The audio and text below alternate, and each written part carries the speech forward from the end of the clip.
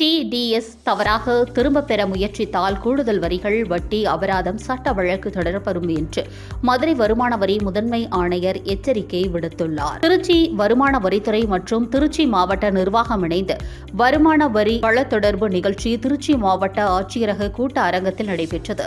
திருச்சி மாவட்ட ஆட்சியர் அலுவலகத்தில் பணி செய்யும் 200க்கும் மேற்பட்ட அதிகாரிகள் மற்றும் அலுவலர்கள் கலந்து கொண்டனர்.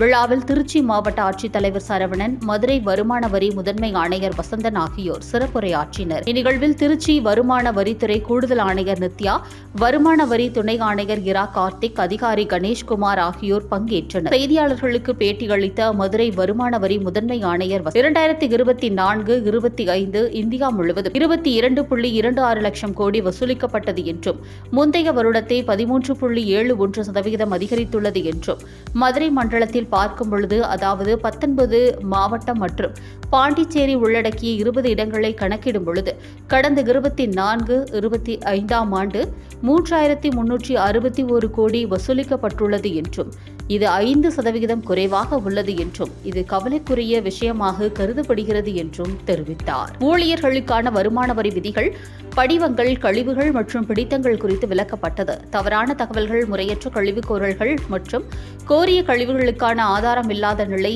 ஆகியவற்றின் பின் விளைவுகள் பற்றியும் எடுத்துரைக்கப்பட்டது. சில சந்தர்ப்பங்களில் டிடிஓக்களால் டிடிஎஸ் கழிக்கப்பட்டதை தொடர்ந்து ஊழியர்கள் தங்கள் சொந்த விருப்பத்தின் பேரிலோ அல்லது பிறரால் தவறாக வழிநடத்தப்பட்டாலோ தேவையான ஆவண ஆதாரங்கள் இல்லாமல் தவறான விலக்கு கழித்தல் கோரிக்கையுடன் தங்கள் வருமான அறிக்கையை தாக்கல் செய்கிறார்கள். டிடிஎஸ் தொடர்பாக இதுவரை சுமார் 4000 நபர்களுக்கு வருமான வரித்துறையினரால் நோட்டீஸ் வழங்கப்பட்டுள்ளது என்றும் அவர் தெரிவித்தார்.